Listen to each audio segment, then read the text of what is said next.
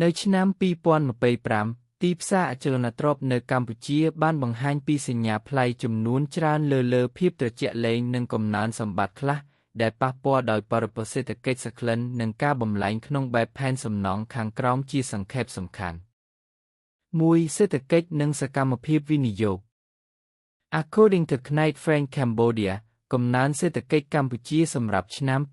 2025ត្រូវបានព្យាករណ៍នៅប្រមាណ 4 សំណើទុនវិនិយោគចូលក្នុងប្រទេសនៅកម្ពុជានៅបង្វែរមានសកម្មភាពខ្ពស់ឧទាហរណ៍ប្រមាណ 5.83 ពាន់លានបានលើកឡើងសម្រាប់ការវិនិយោគដល់ខែមិថុនា2025ទោះជាយ៉ាងណាអ្នកអភិវឌ្ឍនិងអ្នកវិនិយោគបានប្រឈមមុខនឹងស្ថានភាពភ្ញាក់ផ្អើល cautious និងគអ្នកទិញស្ងៀមនិងគអ្នកលក់នៅស្ងៀម 2. ផ្នែកសេវាកម្មពាណិជ្ជកម្ម commercial ផ្នែកការិយាល័យ office និងលក់រាយ retail នៅទីក្រុងភ្នំពេញមានភាពត្រជាក់ទំហំអត្រាអធិបតេយ្យ occupancy សម្រាប់ការិយាល័យប្រហែល 64 និងសម្រាប់លក់រាយប្រហែល 58.61 អត្រាវិស័យជួល prime rent សម្រាប់ការិយាល័យនៅបានចុះដល់ប្រហែល 24 ម៉ែត្រគ្រប់ខ្នងខែអ្នកអភិវឌ្ឍនិងអ្នកវិនិយោគដាក់ចំណាំថាផ្នែកនេះកំពុងសម្រួលខ្លួនក៏ប៉ុន្តែទេសភាពមិនទាន់មានការកាត់បន្ថយស្ទើរនៅពេលឆាប់ 3. ផ្នែករដ្ឋបាលស្នាក់នៅ residential ផ្នែកសំណង់អគារស្នាក់នៅកាន់តែមានសកម្មភាពប្រើប្រាស់សម្រាប់ affordable និង mid-range ជាងគេឧទាហរណ៍ប្រមាណ 3,900 ឯកបញ្ចប់លក់ថ្មីក្នុង2025អត្រាកម្ចីផ្ទះ mortgage មានលក្ខណៈធ្លាក់ចុះដូចជា outstanding mortgages សម្រាប់ការស្នាក់នៅលំនៅមានជាង S5.525 លានក្នុងឆ្នាំ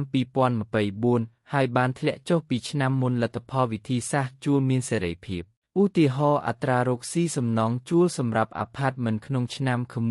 2025ក្នុងក្រុងភ្នំពេញប្រហែល 5.956 4. ផ្នែកដីនិងទីតាំងសម្រាប់អភិវឌ្ឍតម្លៃដីក្នុងខណ្ឌនានារកឃើញខុសគ្នាយ៉ាងចម្រូងខណ្ឌព្រែកភ្នំមានតម្លៃដីចាប់ពី 40 150 ម៉ែត្រការឲ្យសម្រាប់ភាគល្អិតការវិនិយោគដី land banking ត្រូវបានស្នើសុំពីអ្នកវិនិយោគថាជារូបភាពសមស្របក្នុងស្ថានភាពឥឡូវនេះ 5. ទស្សនៈនិងឱកាសសម្រាប់វិនិយោគ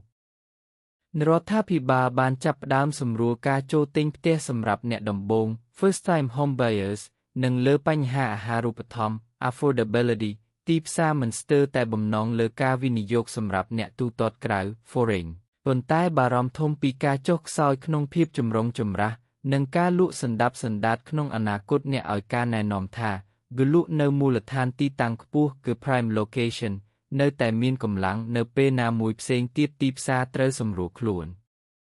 6. បញ្ហានិងហានិភ័យ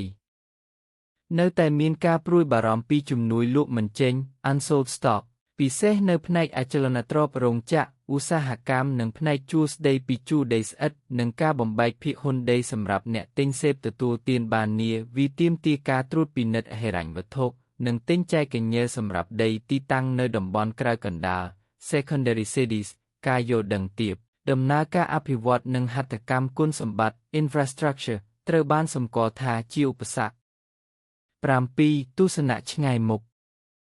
សម្រាប់ពេលខាងមុខ medium term ទីផ្សារអាចកើនឡើងយ៉ាងស្រួលបើមានការវិនិយោគក្នុងបែបត្រូវការពិតប្រាកដ real demand ជាងការរំពឹងទុកខណៈដែលសេវាកម្ម office retail អាចប្រឈមនឹងការស្ដារឡើងវិញយ៉ាងយឺតការវិនិយោគក្នុង residential លក្ខណៈប្រកួតប្រជែងនិងដីសម្រាប់អភិវឌ្ឍអាចក្លាយជាជម្រើសល្អជម្រើសសម្រាប់អ្នកវិនិយោគទីតាំងស្ថិតនៅកណ្ដាលគុណភាពអ្នកអភិវឌ្ឍភាពរឹងមាំផ្នែកហិរញ្ញវត្ថុនិងបញ្ហាកាត់ខ្ពស់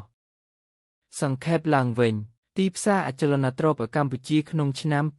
2025កំពុងនៅក្នុងដំណើរសម្រួលខ្លួនប៉ុន្តែមានសញ្ញាសប្បាយចិត្តនៅផ្នែកស្នាក់នៅនិងដីសម្រាប់អភិវឌ្ឍក្នុងនាមវិនិយោគគឺអ្នកទិញផ្ទះសម្រាប់ខ្លួនឯងការត្រួតពិនិត្យល្អនិងយកចិត្តទុកដាក់លើលក្ខខណ្ឌទីផ្សារមានសារៈសំខាន់ណាស់